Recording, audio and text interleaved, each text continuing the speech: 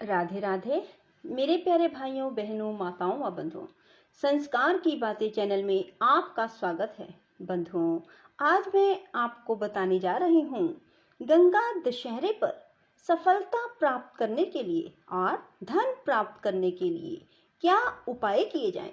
बंधुओं, गंगा दशहरा ज्येष्ठ मास के शुक्ल पक्ष की दशमी के दिन मनाया जाता है। इस साल गंगा दशहरा 20 जून रविवार को है, जो कि एक बहुत ही अच्छा संयोग है, क्योंकि बंधुओं, गंगा जी की पूजा अधिकतर रविवार को की जाती है। वैसे तो हर दिन गंगा जी की पूजा की जाती है, हर दिन गंगा जी में स्नान किया जाता है, परंतु रविवार गंगा जी की पूजा के लिए विशेष माना गया है। बंधुओं, गंगा दशहरे के दिन माँ गंगा स्वर्ग से उतरकर पृथ्वी पर आई थी। तभी से माँ गंगा की पूजा करने की तैयारी शुरू हो गई थी।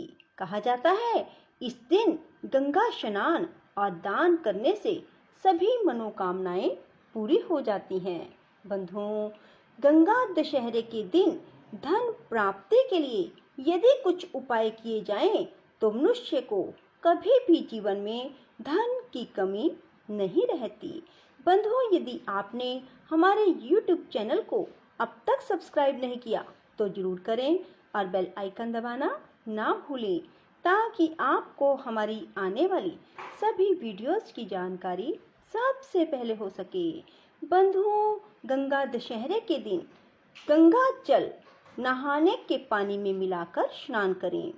वैसे तो गंगा दशहरे के दिन गंगा जी में जाने का ही प्रावधान है, पर बंधुओं, कोरोना काल चल रहा है, इसलिए घर में ही गंगा जल मिलाकर नहाने के जल में स्नान करें। इससे घर में धन की वृद्धि होती है। बंधुओं, नौकरी के लिए आपको क्या करना चाहिए? नौकरी में सफलता के लिए गंगा दशहरे के दिन मिट्टी के मटके का दान करें। इस दौरान मटके में पानी भर लें और गंगा जल भी डालें। ऐसा करने से आपको काम में सफलता मिलेगी। बंधुओं, कर्ज से मुक्ति कैसे प्राप्त करें?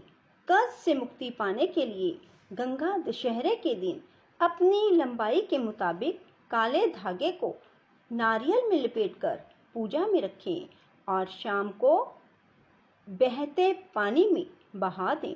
बंधुओं, गंगा दशहरे के दिन अनार का एक पेड़ लगवाएं। ऐसा करने से आर्थिक तंगी सदा के लिए दूर हो जाती है। बंधुओं, याद रखें कि पेड़ को घर से बाहर लगवाना है, घर के अंदर नहीं। बंधुओं, गंगा दशहरे के दिन धार्मिक पुस्तकें पढ़ें और मधुर वाणी का प्रयोग करें। माँ गंगा से पापों की मुक्ति के लिए प्रार्थना करें। ऐसा करने से परिवार में सुख बना रहता है और धन की प्राप्ति होती है। गंगा दशहरे के दिन सुनी जाने वाली गंगा जी की कथा। एक बार महाराज सगर ने व्यापक यज्ञ किया। उस यज्ञ की रक्षा का भार उनके पुत्र अंशुमान ने संभाला। इंद्र ने सगर के यज्ञ अश्व का अपहरण कर लिया। यह यज्ञ के लिए विघ्न था। परिणामतः अंशुमन ने सगर की 60,000 प्रजा लेकर अश्व को खोजना शुरू कर दिया। सारा भूमंडल खोज लिया, पर अश्व ना मिला। फिर अश्व को पाताल लोक में खोजने के लिए पृथ्वी को खोदा गया। खुदाई पर उन्होंने देखा साक्षात भगवान महर्षि कपिल के रूप में तपस्या कर रहे हैं।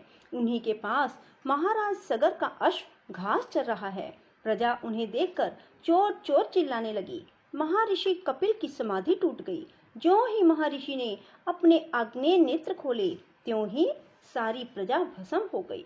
इन मृत लोगों के उद्धार के लिए महाराज दिलीप के पुत्र भगीरथ ने कठोर तप किया।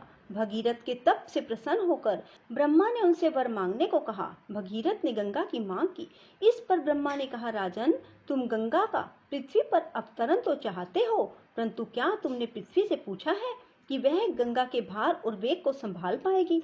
मेरा विचार है कि गंगा के वेग को संभालने की शक्ति केवल भगवान शंकर में है। इसलिए उचित यह होगा कि गंगा का भार एवं वेग संभालने के लिए भगवान शिव का अनुग्रह प्राप्त कर लिया जाए। महाराज भगीरथ ने वैसे ही किया। उनकी कठोर तपस्या से प्रसन्न होकर ब्रह्मा जी ने गंगा की धारा को अपने कमंडल से छोड़ा। तब भगवान शिव ने गंगा की धारा को अपनी जटाओं से समेटकर जटाएं बांध ली। इसका परिणाम यह हुआ कि गंगा को जटाओं से बाहर निकलने का पथ नहीं मिल सका। अब महाराज भगीरथ को और भी अधिक चिंता हुई। उन्होंने एक बार फिर भगवान शिव की आराधना में घोर तप शुरू किया। तब कहीं भगवान शिव ने गंगा की धारा को मुक्त करने का वरदान दिया। इस प्रकार शिव जी की जटाओं से छूटकर गंगा जी हिमालय की घाटियों में कल कल निनाद करते मैदान की ओर मुड़ी। इस प्रकार भगीरथ पृथ्वी पर गंगा का वरण करके बड़े भाग्यशाली हुए। उन्होंने जनमानस को अपने पुण्य से उपकृत कर दिया।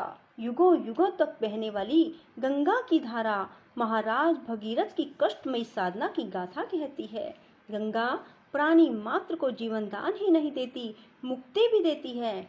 इसी कारण भारत और विदेशों तक भी गंगा की महिमा गाई जाती है। बोलो गंगा मैया की जय हो।